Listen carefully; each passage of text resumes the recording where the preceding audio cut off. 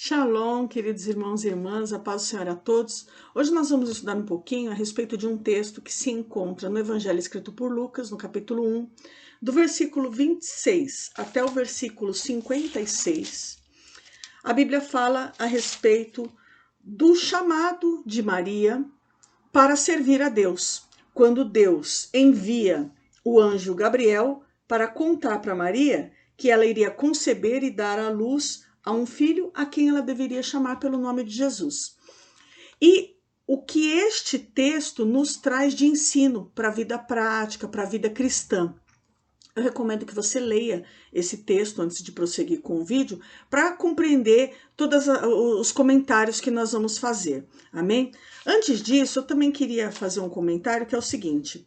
Você sabe que na igreja protestante cristã, nós temos uma visão, uma interpretação a respeito do ministério da mãe do Senhor Jesus, diferente da interpretação que a igreja católica cristã tem a respeito dessa mesma pessoa, que é a mesma Maria.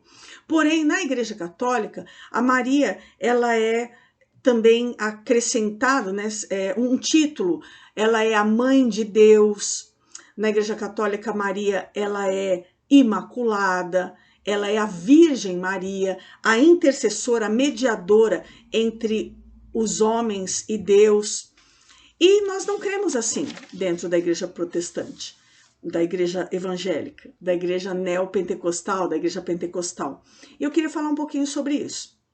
Por exemplo, o título Maria, Mãe de Deus. Por que dentro da igreja evangélica nós não entendemos que Maria seja a mãe de Deus? Porque o Senhor Jesus, ele é de fato Deus, e a gente vai ler isso agora em alguns textos, mas ele é eterno, e não é possível que uma pessoa humana seja a mãe daquele que criou todas as coisas, que é o Criador e que existia antes de que tudo fosse formado. Então, o primeiro texto que eu quero trazer para falar sobre a eternidade do Senhor Jesus está lá em Colossenses, capítulo 1, versículo 15, que a gente vai ler, que diz assim, Colossenses, capítulo 1, versículo 15. Vamos começar do 13 até o 17, que diz assim, ele está falando de Deus, quando fala esse ele aqui. Ele nos libertou do império das trevas e nos transportou para o reino do Filho do seu amor. Então, Deus nos transporta para o reino do Senhor Jesus, no qual temos a redenção. E aí, quando entra nesse no qual, está falando do Filho do seu amor. Em Jesus, o Filho do amor de Deus, nós temos a redenção, a remissão dos pecados, que é uma outra palavra para salvação. Este é a imagem do Deus invisível. Ele é, o Senhor Jesus é a imagem do Deus invisível, o primogênito de toda a criação. Então, de tudo que foi criado, o primeiro foi o próprio Senhor Jesus, pois nele foram criadas todas as coisas, nos céus e sobre a terra, as visíveis e as invisíveis, sejam tronos, sejam soberanias, quer principados, quer potestades, tudo foi criado por meio dele e para ele. Ele é, antes de todas as coisas, nele tudo subsiste. Ou seja, o Senhor Jesus, ele é eterno, é por meio dele que todas as coisas foram criadas, então não é possível que depois venha uma mulher e seja a mãe de Deus, porque o Senhor Jesus é anterior a ela, ok? A Bíblia também fala aqui no Evangelho de João, no capítulo 1, no princípio era o verbo. Esse verbo ser, ele está no passado imperfeito, sendo conjugado como era, dizendo assim, no princípio já estava presente o verbo. Se fosse usado o tempo verbal perfeito, a frase ficaria assim, no princípio foi o verbo, como quem diz que ele foi criado no princípio, mas não, ele já era antes do princípio de todas as coisas, como a gente leu aqui em Colossenses capítulo 1, versículo 15. Então, não é possível que esse título se aplique a Maria. Ela é a mãe do Senhor Jesus. Ela é a mãe da natureza humana do Senhor Jesus. E o próprio Senhor Jesus diz o seguinte, aquele que entra pela porta é o pastor das ovelhas. Lá em João também, capítulo 10, no versículo 2. No versículo 1 ele diz assim, aquele que não entra pela porta é ladrão e salteador. Está falando a respeito da entrada dele no mundo. Ele entrou no mundo pela porta, que é o ventre feminino. Todos nós, humanos, entramos nesse mundo pelo ventre feminino. Então o Senhor Jesus usou o ministério do ventre feminino desta mulher chamada Maria para entrar no mundo, e o Espírito se fez carne, o Verbo se fez carne. Aquilo que era espiritual, aquilo que era sobrenatural, se materializou em forma de natureza terrena, ok? Um outro título de Maria, que é Maria Imaculada, a gente tem que entender o que significa Imaculada. Imaculada é uma pessoa que não tem pecado, é uma pessoa que nunca pecou. E, na verdade, a Bíblia fala a respeito de nós humanos, e Maria era humana, né? Foi humana e continuou sendo, porque a Bíblia fala assim lá nesse texto de Lucas, capítulo 1, versículo 42. Bendita és tu, é a Isabel falando para Maria, né? Bendita és tu entre as mulheres. Está falando, bendita é você entre as humanas do gênero feminino. Então, entre todas as mulheres, a mais agraciada, bendita é a Maria. Por quê? Porque a ela foi concedido o privilégio de servir a Deus, concebendo e dando à luz o filho dele. Porque depois desse versículo 31, que Deus fala o que iria acontecer, ele começa a descrever quem será esse filho chamado Jesus. Que ele vai ser grande, que ele será chamado Filho do Altíssimo, que ele vai reinar para sempre, né? E aí se desenrola o assunto que Maria começa a perguntar, mas como é que vai acontecer isso? Não significa que ela está duvidando. Significa que ela quer saber como vai acontecer, porque ela tem uma condição e ela está lá falando para o anjo, olha, eu nunca tive contato com homem nenhum, como é que vai acontecer esse negócio aí de eu ficar grávida? E aí o anjo passa a explicar, e quando termina, ela diz assim, aqui está a serva do Senhor. Muito bem. Um outro ponto que a gente tem é sobre a virgindade de Maria. A Bíblia declara que ela era virgem e que ela continuou virgem até o nascimento do Senhor Jesus. Enquanto ela estava grávida, José não a conheceu. E a Bíblia fala assim, exatamente, usando essa palavra, enquanto. Significa que depois José a conheceu. Inclusive, lá no Evangelho escrito por Marcos, dá o nome de alguns irmãos do Senhor Jesus, alguns filhos de Maria. Fala de Tiago, José, Judas, Simão e suas irmãs, que não diz quantas são, mas é no mínimo duas, né, para ser no plural. Então, no mínimo, Jesus tinha 6 irmãos, 4 homens, Tiago, José, Judas e Simão, e 2 irmãs no mínimo, a partir daí. Então, logo depois que o Senhor Jesus nasceu, Maria teve um casamento normal com José, tanto que eles geraram filhos, ok? Então a virgindade de Maria, ela não se sustenta para sempre. A Bíblia é clara quando diz que José não a conheceu enquanto Jesus não havia nascido. Uma coisa que também eu acho muito interessante é que essas doutrinas, esses dogmas da Igreja Católica, eles não nasceram logo após a ressurreição do Senhor Jesus. O dogma de Maria, mãe de Deus, ele surge na Igreja Católica no ano 431, num concílio da Igreja de Éfeso, onde um bispo levanta essa questão e ele é rechaçado por uma outra vertente da própria Igreja Católica, mas que tinha um pensamento da Igreja de Antioquia, dizendo que não concordava, né? A pessoa de Nestório, né? Um outro bispo. E há ali um assunto que é histórico, que não vale a pena a gente desenvolver aqui, Mas a própria igreja, naquele momento, quando surgiu com esse dogma, ela não estava de bem com esse dogma. Mas hoje, sim, na Igreja Católica, está firmado esse raciocínio, esse pensamento. Porém, não é o pensamento da igreja cristã evangélica, cristã protestante. Todas esses títulos e dogmas de títulos que a Maria recebeu na Igreja Católica, eles não surgiram tudo ao mesmo tempo.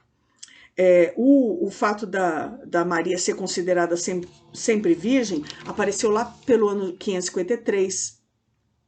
O fato da Maria ser considerada livre de pecado original, por isso ser imaculada, que imaculada é sem pecado, apareceu lá em 1225, ou seja, centenas de anos depois, outros bispos foram desenvolvendo teologias e essas teologias foram aplicadas. Então não é uma coisa que aconteceu de um minuto para o outro. Agora, na Reforma, a igreja voltou para um prumo na estrada, né? E dentro desse prumo, nós protestantes entendemos que, por exemplo, com relação à Imaculada, todos os humanos pecaram, porque a Bíblia diz isso, lá em Romanos capítulo 3, versículo 23, a Bíblia diz, todos pecaram e destituídos estão da glória de Deus. Todos é plenitude, é todo mundo.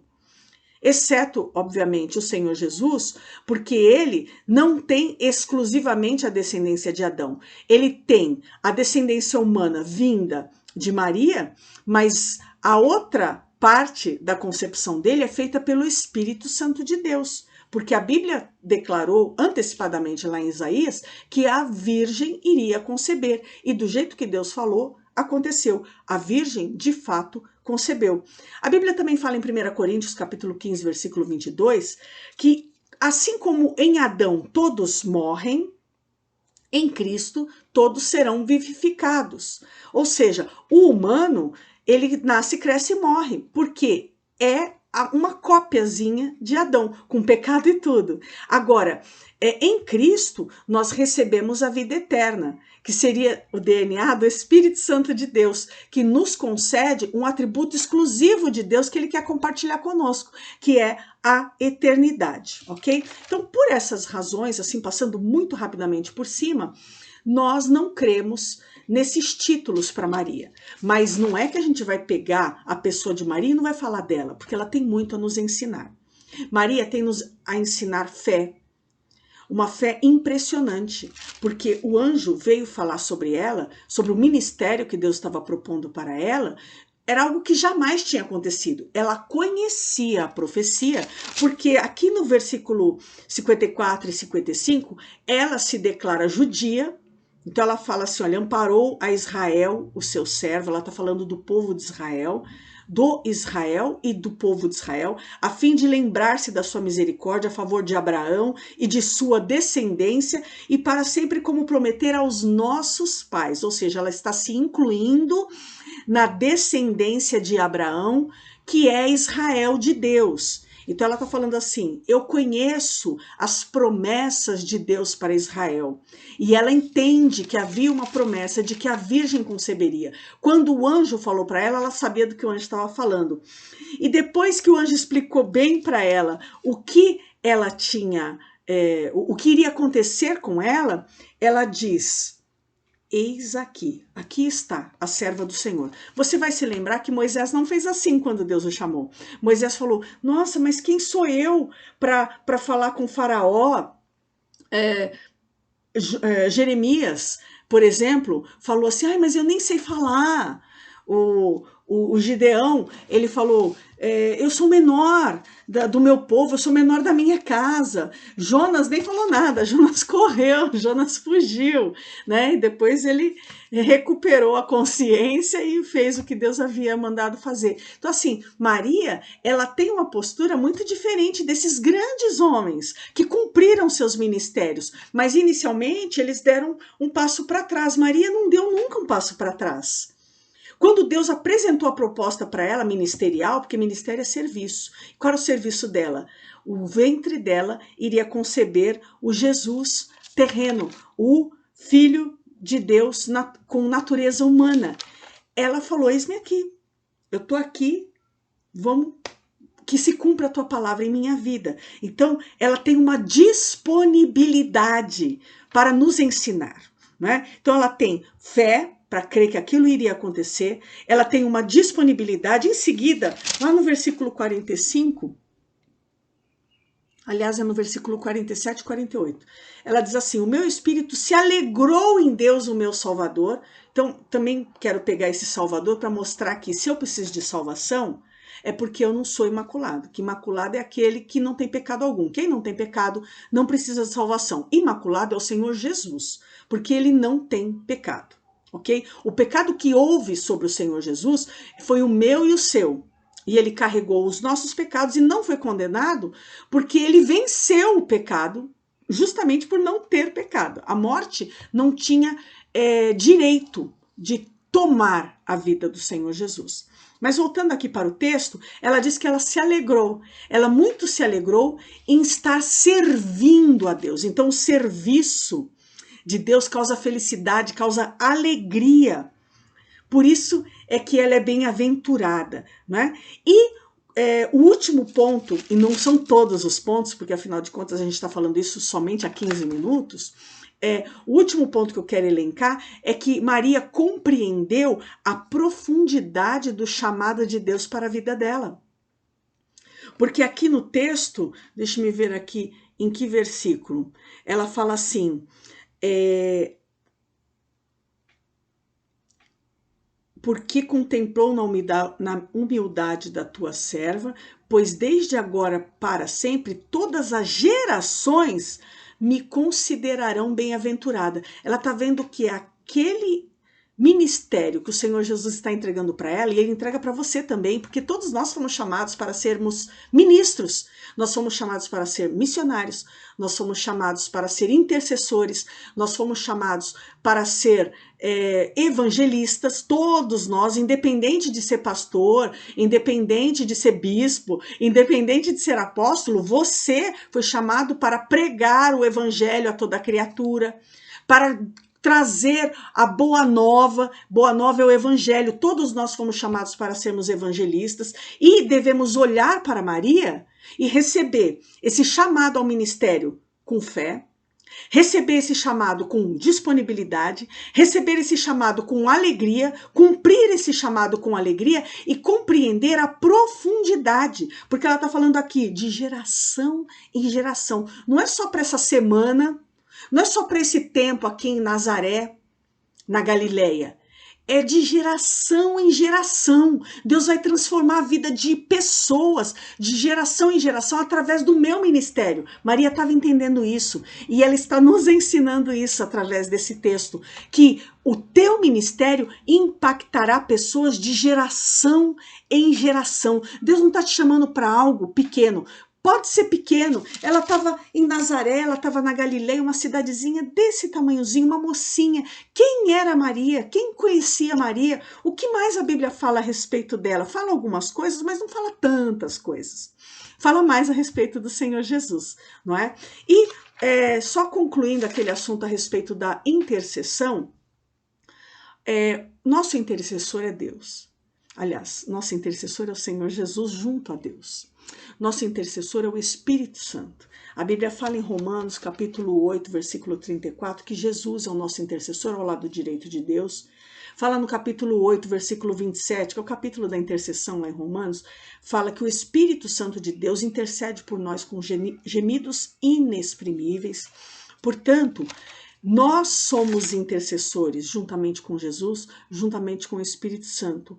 Maria, ela não está enquadrada na palavra como intercessora. Nós somos chamados a esse ministério de intercessão, como ela também foi, por ser humana, para ser uma intercessora dentro da casa dela. Como você foi chamado para interceder pelos seus, você foi chamado para interceder pelos seus amados e os amados dos seus amados. Lembra que a gente estudou a respeito de esfera de ação? Que todos nós, dentro do nosso ministério, temos um alcance, e o meu alcance chega e faz limite com o alcance do meu irmão, e assim a terra vai sendo coberta